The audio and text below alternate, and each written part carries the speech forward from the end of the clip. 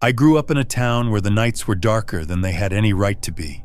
No streetlights past Main Street, no late-night diners, just the kind of silence that made you hear your own heartbeat. Across from my parents' house, separated by a wide field of tall weeds, stood the old Harrow farmhouse. People said no one had lived there since the late 80s. The official story was that the family who owned it packed up one night and left without telling anyone. No for sale sign ever went up. No movers came, and the place just stayed there, sagging into itself year after year. Even as a kid, I could never fully believe it was empty. Some nights when I couldn't sleep, I'd see faint flickers in the top floor window, too soft for a lamp, too steady for a flashlight. Always gone the moment I looked straight at it. The years went on. I moved out, went to college, came back. My parents passed away, and the house became mine. The Harrow place was still there. Worse for wear, but standing. And though I told myself I'd grown out of my childish fears, I always avoided walking through that field after dark, until last January. It was a Tuesday night, about 11:15 p.m. I was in the kitchen rinsing a mug when the power went out. Not just my house, everything on the street went black. I stood by the window, letting my eyes adjust to the pale wash of moonlight over the snow. That's when I saw it. Light in the Harrow farmhouse. Not flickering this time. Steady, warm, golden light pouring from the upstairs window. I froze, coffee mug still in my hand. There hadn't been light in that place for decades. At first I thought, squatters, kids messing around, maybe some drifters sheltering from the cold, but then something moved in the window. A shadow, slow, deliberate. I put the mug down, grabbed my coat, and stepped outside. The cold hit hard, burning my lungs as I crossed my yard. My boots crunched through the snow, each step sounding too loud in the stillness. Halfway across the field, I told myself I'd just take a look and turn back. But with every step, I felt like the farmhouse was pulling me in, like I'd already made the decision long before tonight. Up close, the place was worse than I remembered. Paint stripped bare, porch boards warped and splintered. The front door stood slightly ajar, and I could see faint movement inside. A shifting shadow against the candlelight glow. Yes, candlelight. Dozens of them. I pushed the door open. It groaned like it hadn't been touched in years. The smell hit me. Dust, rot, and something faintly metallic, like rust or dried blood. Hello? My voice sounded smaller than I meant it to. No answer. The candlelight spilled down from the second floor, drawing my eyes to the staircase. Each step moaned under my weight as I climbed. At the top of the stairs, the hallway was lined with candles. They flickered, but there was no draft. I passed closed doors, each one warped and peeling. At the far end, a single door stood open just enough for light to escape. I pushed it wider. The room inside was bare except for a single wooden chair facing the window. 3 candles sat on the sill, their flames painting the snow outside in gold and shadow. For a moment, I was certain I was alone. Then I saw it, reflected faintly in the glass. A shape. Standing behind me, I spun around. The doorway was empty. My pulse thudded in my ears. I told myself it was a trick of the light, just shadows dancing in the glass. But then came the sound, tapping, slow, deliberate. From inside the walls, I stepped back toward the hallway. But before I reached the door, the tapping stopped. In its place came a whisper. It was so close it could have been inside my own skull.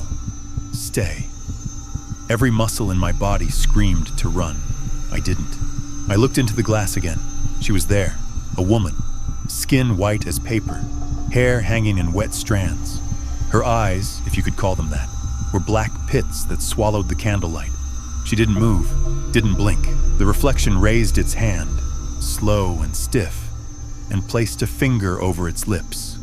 I bolted, down the stairs, through the front door, into the biting cold. My boots tore through the snow until I was back in my kitchen, slamming the door and locking it. I pulled the curtains shut and stood there trying to catch my breath. My hands were shaking so badly I barely noticed the faint glow behind me. On my kitchen table sat a candle, still lit. I didn't sleep that night. By morning, the snow outside was fresh, untouched. I told myself I'd go back in daylight, prove to myself it was all in my head. The walk across the field felt longer this time. My chest tightened as the farmhouse came into view. Or rather, didn't. It was gone. No walls, no porch, not even a foundation. Just unbroken snow, smooth except for a patch about 10 feet across. I stood there, staring, until I heard it again. The tapping, from deep beneath my feet.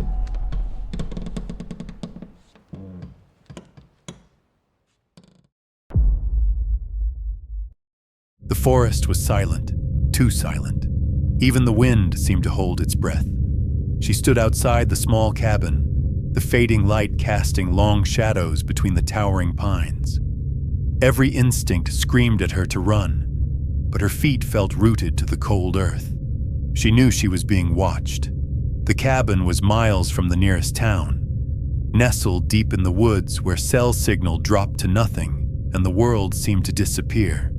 She'd come here for peace, for a fresh start away from the noise, but peace was a lie. The feeling had started hours ago, a prickling sensation crawling across her skin, the kind you get when eyes linger just beyond your sight line. She tried to shake it off as paranoia, but the sensation grew heavier, like a weight pressing on her chest. Inside the cabin, she lit a single candle. The flickering flame threw dancing shadows on the wooden walls. But no matter how she scanned the room, nothing moved.